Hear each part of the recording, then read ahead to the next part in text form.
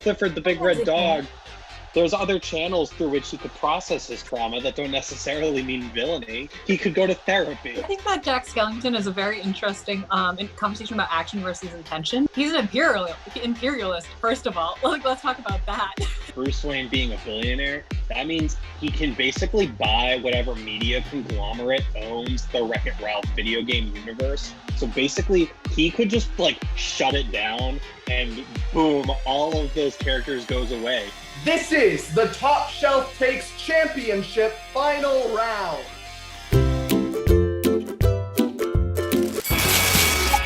Monster. That's not true. They dive into it. Buzz! Yes, he does.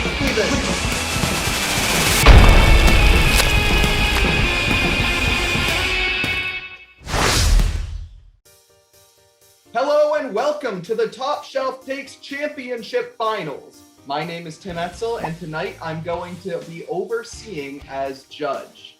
Fighters, introduce yourselves. Hi there, my name is Katie Bell, and I've been preparing for this moment in every Socratic seminar I took in AP Lit. Let's go! I said it before and I'll say it again. I'm Katie, the Big Mouth Muse. I'm Ted, the Chaos Pick Silva. I'm here to bring some chaotic energy, some craziness, some unpredictability. Who knows what's gonna happen? These three debaters have fought for their right to be here tonight, and they've all won several episodes of Top Shelf Takes. By the end of this episode, we're going to see who went all the way and earned the Top Shelf Takes Top Shelf World Cup, as seen here. In just a moment, I'm going to reveal the topic to our fighters, and they will have just 5 minutes to make a list. They will then have a 30-second intro and a 3-minute debate to make our official top 6 list. I will pick a winner for each respective slot on the list. I will base my decisions off the arguments and the arguments alone. Most spots on the list wins. If there is a tie, whoever has the highest spot takes the day. The winner will be crowned the Top Shelf Takes champion for now, and will have to defend that title down the road. All right, your topic is, what fictional protagonist or heroic figure could be most easily flipped and made a horrifying villain in an alternate universe? Let's do this thing. For the number 6 spot, we're going to hear from first, Katie Bell. The time starts when you begin speaking. All right, everyone, my number 6 pick for this list is Ferb from Phineas and Ferb. He is the silent but violent type. As we know, Phineas is the ideas man, but Ferb is the action. Do you know how unstoppable Dr. Doofenshmirtz would be if he had that kind of ability with him, that level of follow-through, that reckless abandon with which Ferb carries himself through his life? He has maybe 6 lines in the entire series, but every single one of them has the most power of the entire episode. I think that man, if he chooses for crime. All right, my number 6 pick is Woody from Toy Story. I think we all know and are well aware of the fact that Woody is an asshole. He's kind of a jerk to everybody from the get-go, and it kind of lasts throughout all 4 movies that Woody's just kind of a jerk. And I firmly believe in this universe, and I'm imagining that when Buzz arrives, he's just so pissed off that he becomes a dictator amongst the toys, so that their most free and happy time is when they have to be lifeless and mangled and manhandled by Andy. Time. Andy from the Toy Story franchise is an uncaring god. All he does is neglect the toys. But what if he took out his vengeful wishes upon them and became not only an uncaring god, but also a torturer? So we have Ferb from Phineas and Ferb versus Woody of Toy Story fame versus the person that is his alleged best friend and caretaker, Andy. The 3-minute debate begins now. In the narrative structure, person versus the forces of evil, I do believe that the progression of Andy throughout the Toy Story universe does actually make him the forces of evil within that universe, because him aging out actually creates a lot of the chaos for these characters. So I feel like he's almost already a villain. Wow. Sure, but that's a very that's a framework that is sort of that parses that out through abstraction. If we're looking at the narrative of the Toy Story franchise, it's clear that there's a different antagonist of different there's different antagonists throughout, and especially, you know, in Toy Story 1 we have Sid, who actually kind of takes on the more explicit like villainous human role. So my supposition is that his villainy transcends not only the sort of aging out, but what if in aging, his attacks on the toys only grows stronger. Rather than growing away, he grows towards them, but in a malicious way, where he becomes destroyer and only grows more elaborate and smarter. He hurts the toys. Well, I mean, that was gonna be my point, is that like we already have someone that sounds like this Andy God that you're describing, and that's like Sid. So did like Andy befriend Sid while growing up, and then Sid had a bad influence on him? Perhaps. My argument just against Ferb is that though, yes, Ferb's presence in the show, like there's a lot of comic power in his one line at the end of every episode, but other than that, I'm kind of unsure of like what are his capabilities. He's an inventor. He's an innovator. He has a lot more technical ability that I think we give him credit for, because Ferb is less present. I think that Phineas is a little bit more the talking one, so we assume that he's coming up with everything. But there's many scenes of him making blueprints and all that kind of stuff. So he has this innovative kind of engineering power that I think is this subtle but very effective through line in the series. All right, folks. I liked what I heard. I liked the creativity right out of the gate. Didn't expect two from the same universe so early on. Heard your arguments. I heard what you came to say. I liked hearing with Woody that there is some evidence that he immediately slips into that role when threatened. With Andy, I love this take on the uncaring God, and I liked seeing his villainy like going through his aging. But I did like the argument, one, that he is already somewhat of a villain through his aging, and two, we do have that example in Sid. So I think this came down to Woody and Ferb for me. Ferb, I like the silent but deadly unstoppable, and the level of follow through that he seems to possess. I liked that Katie Bell kind of neatly hid away some of the accusations that Ted placed against her, including what are Ferb's capabilities, saying that he's an inventor and an innovator, even going so far as to give examples of this. So I think round 6 has to go to Ferb of Phineas and Ferb fame. My number 5 pick is Timmy Turner, because to be honest, Timmy Turner has, I think he's got a lot of power as a person as a young hormonal teenage boy with fairy godparents, but also fairly odd parents. And you know, though in this universe, in the original universe, he is protected from, you know, committing genocide. For my number 5, I got Clifford the Big Red Dog. I just personally think that would be terrifying for him to go from a lovely giant dog to, you know, those dogs out there that have been hurt. They've had troublesome lives, and they're pissed off and want to just, you know, make the world the big old couch that they can rip into. Yeah, Clifford, man, Clifford.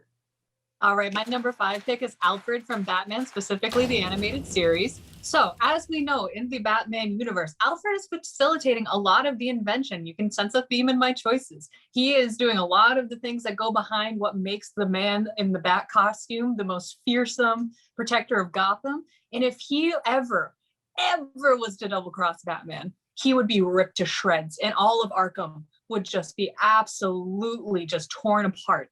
And so I think that the king's friend is almost more valuable than the king's friend. Very nice, guys. I love what I'm hearing. We got Timmy Turner, we got Clifford, we got Alfred. Let's hear it. The debate begins now. Inspired choices, guys. I really like these picks. I do have one gripe in that I do believe that Timmy Turner gets his power from the fairies, and they would have to go along with his villainy in order for it to work. And also, Clifford is kind of under the mastery of Emily Elizabeth. So are you proposing that he double crosses Emily Elizabeth? Much like Alfred would be double crossing Batman, or perhaps, yes. Dogs are far more loyal than butlers, my friend. Not always. If we're talking, we're thinking different. Like something could happen to Clifford, not even under what's her name again, Lily Elizabeth, under her care, that could traumatize him, and then he would be pissed off and just rageful. Trauma does not make people vengeful, though. I mean, Clifford the big red dog, he there's other channels through which he could process his trauma that don't necessarily mean villainy. He does not have to have a Joker origin story. He could go to therapy. He could just because he's big and a dog doesn't mean that he's got to be. He doesn't have to be bad. A giant red dog, who's bright red, fire truck red, becoming this rageful monster would be. Red could also be a color for love. And it's the color for anger and hate. I agree with Katie that Timmy, like Cosmo maybe would fall into like just buying anything Timmy wants to do, but Wanda for sure like would be like, this isn't like, it would be a 2-second thing where Cosmo would be like, yeah, let's just follow him. And then Wanda would be like, sweetie, no, we're not doing that. Well. And then Alfred, I feel like Batman is already this like brooding, dark guy. And like Alfred already supports him in that. And I know the Batman's like a vigilante, not necessarily like a bad, but like he's an anti-hero already, kind of, right? So like Alfred already supports him in that. I don't know that that's much that would change that much if Alfred. Yeah, I also feel like Alfred is very, like, it's also very important to his character that he's super honor bound to Batman and Bruce by virtue of like basically coming with Bruce basically inheriting him after losing his parents. All right, guys. This one actually was very clear to me. Number 5 is going to Clifford the big red dog. So congratulations, Clifford, first of all. Second of all, that was smooth, Katie. The way that Katie Bell came at you for would Clifford have it in him to betray Emily Elizabeth, and the smooth hit back of no more than Alfred betraying Batman. I loved the image of a giant red dog, truck red, becoming a rage monster. You also very neatly hit away the red is a happy color. No, red is the color of rage. I liked that. I would have gone even just a smidge further and said red's the color of blood. But hey, you got it anyway. All right, my number 4 slot goes to Jimmy Neutron of the self-titled television series. This man is made of hubris. He does not have the ability to self-regulate his emotions. He's a teenage boy. The most fearsome resource in the universe is 8th graders, as we've been taught by John Mulaney. And so this 8th grader with a giant brain absolutely could destroy the world. All of his inventions, everything that he's done up until this point in the series, he almost ruins the world just by having fun. Him having an agenda, donezo, yield my time. My number 4 is the king of Halloween himself, Jack Skellington. We already see him in his film in the spooky Halloween world that he's got, that he's the soft boy out of everybody. He's like, oh, but what if he wasn't? What if the whole time we thought he was a soft, sweet little boy and he wants to celebrate Christmas, but in the end, he actually intentionally means to terrorize everybody on Christmas Eve? What if, right? What if? There's already something very insidious about Ferris Bueller, but what if Ferris Bueller used his charm, his attractiveness, his wooing ways to create evil and discord? I mean, he basically is already a manipulative sociopath. So what if we took it a step further and he manipulated Cameron, poor, sweet, fragile Cameron, to commit acts of villainy? Cameron tries to resist Ferris's charms, but he is Time. ultimately futile. All right, guys, we have Jimmy Neutron, we have Jack Skellington, and we have Ferris Bueller. The 3-minute debate begins now. I think that Jack Skellington is a very interesting conversation about action versus intention, because while he's the protagonist of his film, all signs lead to him actually being the villain. Because what does he do? He captures Santa Claus, tortures him, he terrorizes this entire neighborhood. He's an imperialist, first of all. Like, let's talk about that. So I would say that it's not actually enough of a stretch from the actual plot of his film for him to become a villain. I think that because like you've got Oogie Boogie and the three little pests that are there, they're the ones that really do harm to Sandy Claus and everything. Jack unknowingly does harm to everybody. And so that's why my point is, what if the whole time even we thought he was unintentionally like messing everything up, and then at the end, oops, no, plot twist, he's the most evil king of Halloween ever and meant to just destroy the world on Christmas Eve. If that doesn't have your inner child shaking your boots, I don't know what does. My knock against Jimmy is that though Jimmy is full of hubris and though Jimmy is a quote unquote boy genius, he's also very fallible. I think like a lot of his inventions, like just stuff goes wrong and like just straight up doesn't work. And so even if he is like intentional in an evil way, I still feel like he'd be fairly ineffectual, because he still has a lot of stuff to work out that he like hasn't quite sussed out yet. I understand that point, because he does fail, but when he fails spectacularly to the point where it is like the fate of the world on his hands, whether he fixes it or not. So what if he did not have the moral compass to then go and fix his problems? That just means that he's doing unyielding damage willy-nilly.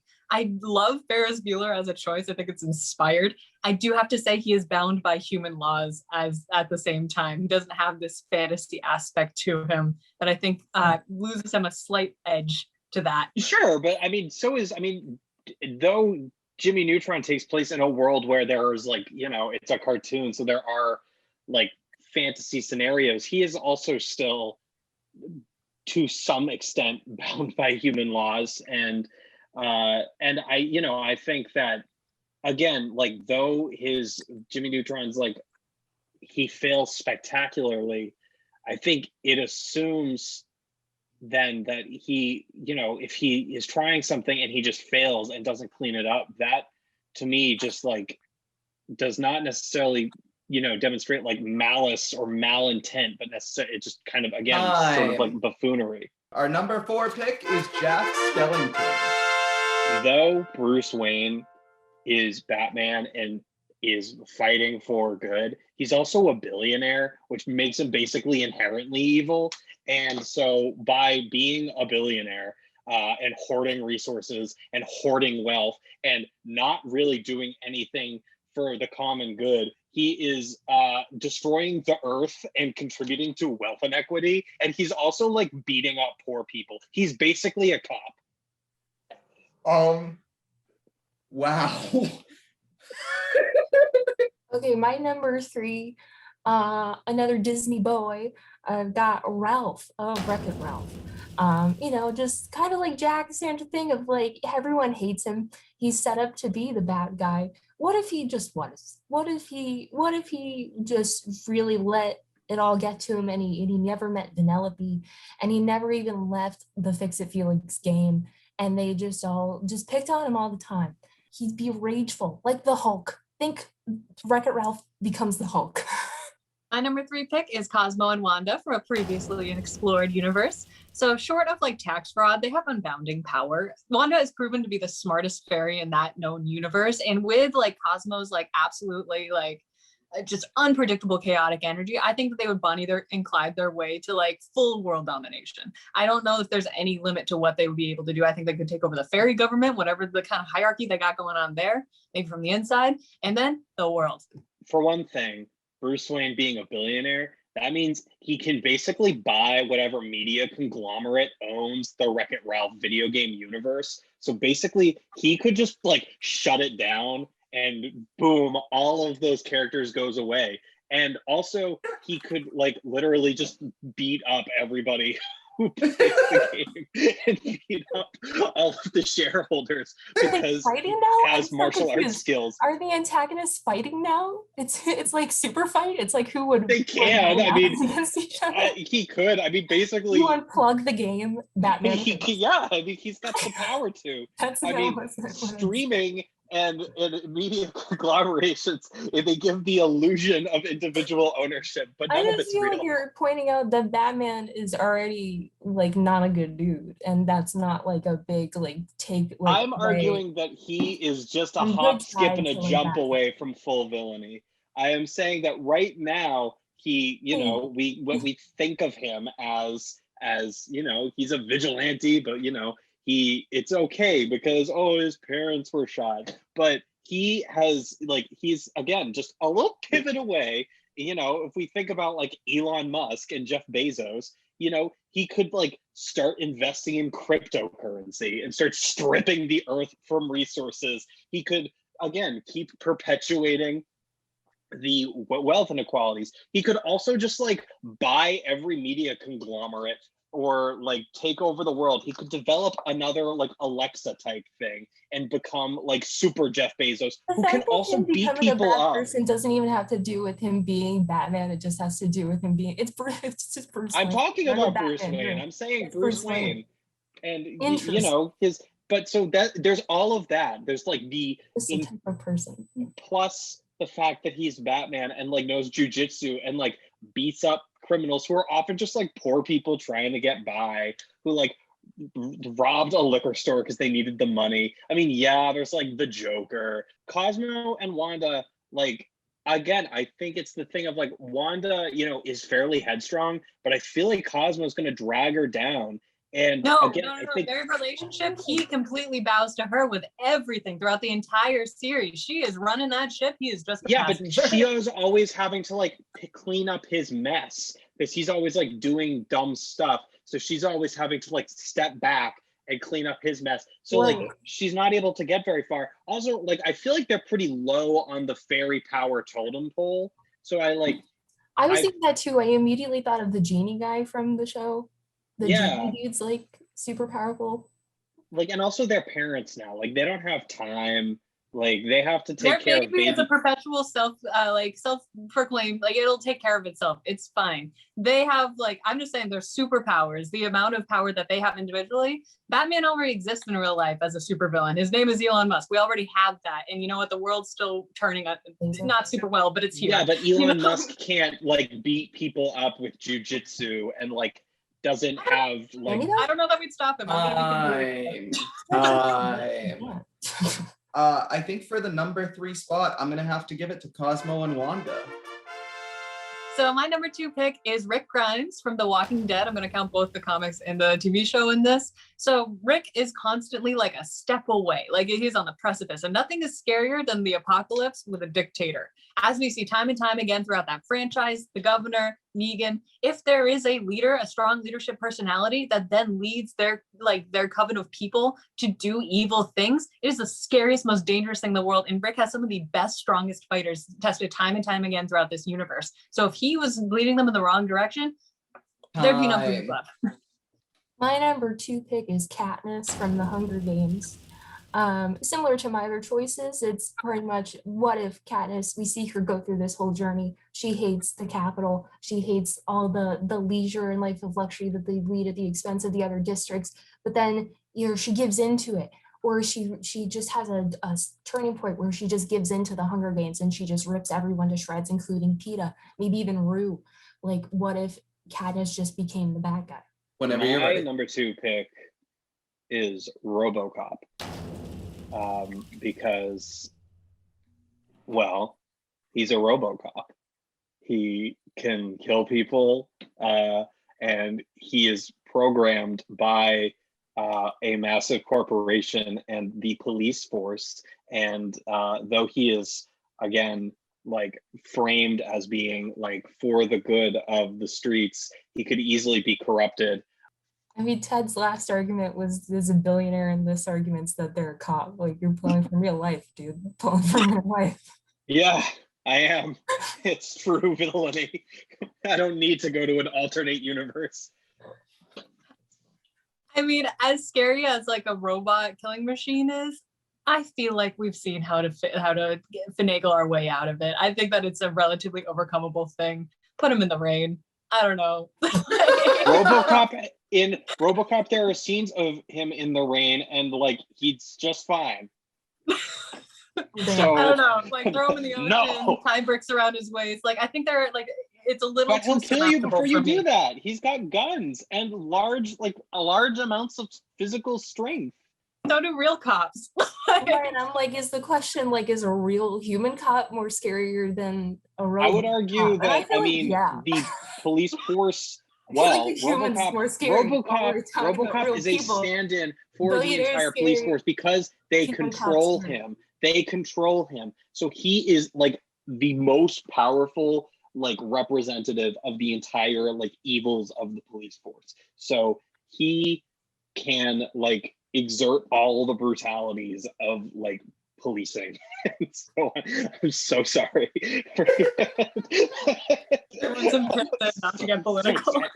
But like, you know, Katniss is just a person, and so yeah, she can like kill a bunch of people, but like again, compared to like the fascist state that is the Capitol, and a lot of her strength comes like from like the unity she builds with her rebellion. So if she just like goes off and is like, I'm the bad guy now, well, it's like, all right, well now you're alone against the Capitol.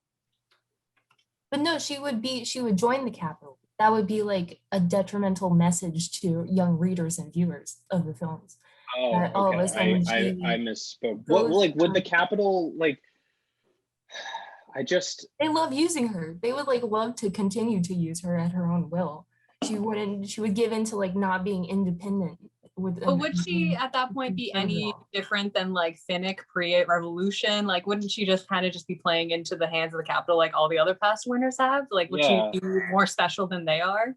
I'm thinking again, in the story that I'm writing in my head that we would think that she's independent. She comes from District 12 and is like independent and strong, and then throughout it changes and gives into the Capitol, which is a scarier story than the original story. Katie, who did you pick again? I forget now. Rick Grimes from The Walking Dead. Ah, yes. Okay. Again, it's just one guy. And as we've seen with the governor, you know, he fell. Like his reign came to an end. So Rick went last. I don't think Rick would last. Also, like, in my quick notes for RoboCop, I wrote, put him in the rain. Then he is shown in the rain and he's fine. Thank you very much. For me, I think the number 2 round has to go to RoboCop. And we'll give this one to Ted. I think, yeah, whoever gets this number 1 spot is our Top Shelf Takes champion and takes home the Top Shelf World Cup. Just going to give you folks a little reminder of what you're fighting for. Our lived experience is a simulation. We're fighting against machines. The only one who can bring balance and control the Matrix for good and can bring peace between the battle between humans and machines is Neo. But what if he chose evil? And what if he chose to rule the Matrix and rule the machines and pin them against each other and just create absolute chaos between the real world and the simulated one? We all know him. We all love him. He's an all-star in our hearts. I think it would be tragic to watch Shrek just go down the wrong path. and go down the stereotypical path that everyone expects him to go down, and just, wreak havoc on the kingdom. And just like, what if he just like snapped like Farquaad's neck? Like, what if that was yeah, Shrek. All right, my number one pick and the correct pick for the top of this list is Captain Marvel. They had to write her out of Infinity War and Endgame because she is a human nuke. Are you kidding me? She is so overpowered. If she was ever to question her loyalty to humanity, we wouldn't know. We'd be Thanos snapped right out of existence, and she'd have the balls to do all of us, not just half of us, like that big purple guy. Anyway, we're lucky that she's on our side. So we have Neo of the Matrix, we have Shrek of the Shrek, and we have Captain Marvel of the Marvels. And so, the 3-minute debate for the top shelf takes, top shelf World Cup, and the champion status begins now. I think the only thing that could have made Shrek more heroic in those movies if he did snap Farquaad's fucking neck. Yeah, I was just gonna say, like, wouldn't that be a good thing? Yeah, he's the real dictator. Yeah. Also, with the Neo thing, with the Matrix, would we even know? Like, would it actually affect general population as much if, like, he was actually messing with the simulation or anything like that? Or would we just kind of accept it as our new normal? I don't know if it would be as devastating as we think it would be. I think it could be very devastating. I mean, he could wipe out he could wipe out the simulation. So our new normal is just our normal, or even our imagined normal is just stripped away from us, and we wake up in the real world where we're like plugged into like weird vats of liquid and plugged into different things. And then we wake up in that world, and he's controlling that world in a humans versus machines war. So either way, it's either like he could just snap his fingers and destroy our peaceful reality and bring us into an already chaotic one made more chaotic. The thing about Captain Marvel is, yes, she's a human nuke, but she can't like alter and change reality and like completely like mess up the like nature of our world. And like that to me, like, I feel like Neo's power is also on like an existential level, beyond just physical power. I get that Shrek's like a rebel and everything, but like, we can't ignore the fact that it's like the concept of fairy tales, which is inherently like a childlike thing nowadays. That like watching him do dastardly deeds is just a sad thing, especially if we like, if it's established for a while that we should be rooting for him, and then all of a sudden he really can't change for some reason. Fiona like breaks his heart, he just like lets loose or something like that. Like if he went down a different path, it'd be scary, and it'd be sad too, not just scary. It'd be depressing. Well, the origin of fairy tales is actually like pretty dark. Like, I know, fairy but tales, that's not the how it goes, Sure, but that's just because like DreamWorks Animation like wanted to make like a nice little movie, but like right, like fairy tales and like Shrek, like it be does come from a darker place. So, and like also like Shrek's like not that like nice of a guy. Like, he already does kind of act kind of dastardly. I want to counter the argument against Captain Marvel from earlier. I thought of something. She also is one of the few Marvel characters that has the ability to use the Infinity Stones. Like, she's one of the most powerful people. So we don't know that she couldn't actually end up mending reality in time if she got the power. She would be stronger than Thanos, who, by all intents and purposes, only has super strength in addition to the ability to control the Infinity Stones. My thought with that, though, is that if all of them could come together to fight the big bad of the entire universe up until that point, and she's only there for like 2 seconds, and yeah, she just fly in and blow up a ship, like ultimately, couldn't they come together to defeat her too? If they're already defeating someone who's like has the Infinity Stones in their hands, even if she is more powerful, like that's usually how that goes, right? Is that like they defeat the person? Yeah, they wouldn't have her on their side though, and she was pretty instrumental in that final battle. And I think the reason that they didn't have her in the rest of other heroes though, like they could. Yeah, there's a lot. I mean, she was like useful in bringing down the ship. Okay, so if Captain Marvel did use the stones, she is weakened significantly once she does that. and she like that would have like a tremendous impact on her physically, which would, so she would do something once with the stones and then would be like impacted by that going forward if like the rules of the stones are, if we're following those rules. Okay, cool, guys. So a lot of good points. These were 3 strong contenders that you all fighted it. I could see you all wanted it so much. I loved hearing that Captain Marvel was a human nuke. I loved hearing that they had to write her out of Infinity War and Endgame because she's so freaking powerful. And she did a lot. But I liked the argument that if all the Avengers can come together to fight Thanos, they can come together right the same and fight her. And technically, from what I saw in the movie, Thanos is more powerful than Captain Marvel. So, and she was useful in bringing down the ship, but we saw that she was weakened significantly by the stones. So I'm going to say that kind of took Captain Marvel out for me. I felt she was fairly beaten down off of that. Then we go over to Neo. I thought we're fighting against machines. We live in a simulation. So I liked the argument, how would we know? How would this affect us? But then Ted clapped back with, it's an existential power. It's an existential crisis. And that in a lot of ways is very frightening and very scary. Katie, I liked the return to the Jack Skellington argument, the kind of like, what if your childhood was destroyed a bit? And I also liked, what if he snapped Farquaad's neck? What if we invested in this character and we really were feeling for him and then he just snapped and lost it? That would be depressing and that would be sad. However, the thing that beat that back would be that he already does kind of act kind of dastardly in a lot of parts. We do see him in a villainous role, and I loved the take that the origin of fairy tales are fairly dark. So the winner of the Top Shelf Takes Championship and earning the #1 spot is Ted for Neo. Thank you, wonderful done. You are the Top Shelf Takes champion. Wow. And thank you guys for being such amazing contestants. I loved having all 3 of you on the show. Well fought. You gave them a round for the ages. And I love that we finished in a tie. Like, yes, Ted took the #1 spot, but it feels right that this fight was a 3-way tie. And so Ted is the Top Shelf Takes champion. Ted, you're going to have to defend that title sometime down the road, so be ready. That's it. That's our Top Shelf Takes Championship. I hope you had somewhat as much of a fun as we did.